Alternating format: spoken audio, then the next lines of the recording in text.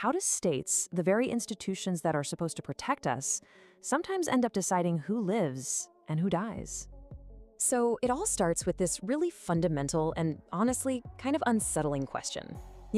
We generally think of modern governments as being there to protect us, right? To look after our well-being. So how do they end up in the business of deciding who lives and who is, well, left to die?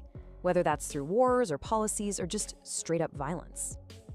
Okay, to even begin to answer that, we have to look at a massive shift in how power has worked over history. For a long, long time, the power of a king or sovereign was pretty simple.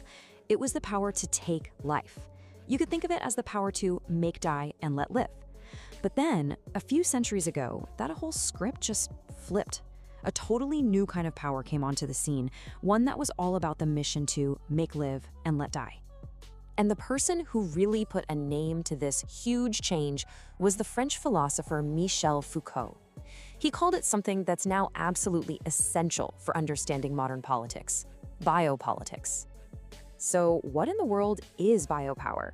Well, Foucault saw it as this new technology of power. It's not just about laws and armies anymore. It's about managing the entire population, almost like a biological resource. The goal of the state becomes to administer, to optimize, and basically control life itself. And you see this pop up everywhere, right? Suddenly, the state gets really, really interested in things it never paid much attention to before.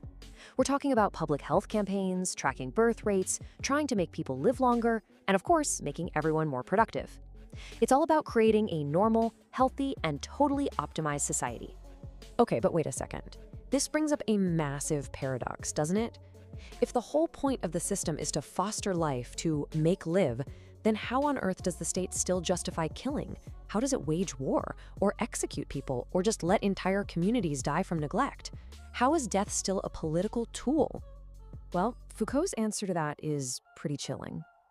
He argues that for a state that's obsessed with life, the one thing that gives it permission to kill is racism. And this is where his argument gets really, really powerful. For Foucault, racism isn't just about individual prejudice. No, it's a technology of power. It works by creating a cut right through the middle of the population. It draws a line, a biological division. On one side, you have the people whose lives are valuable and must be protected. And on the other side, you have those who are framed as a biological threat to the health of everyone else. Foucault puts it so starkly in this quote. He basically says that in this new system, killing the other, the bad race, isn't seen as murder. It's seen as a way to make the entire population healthier and purer.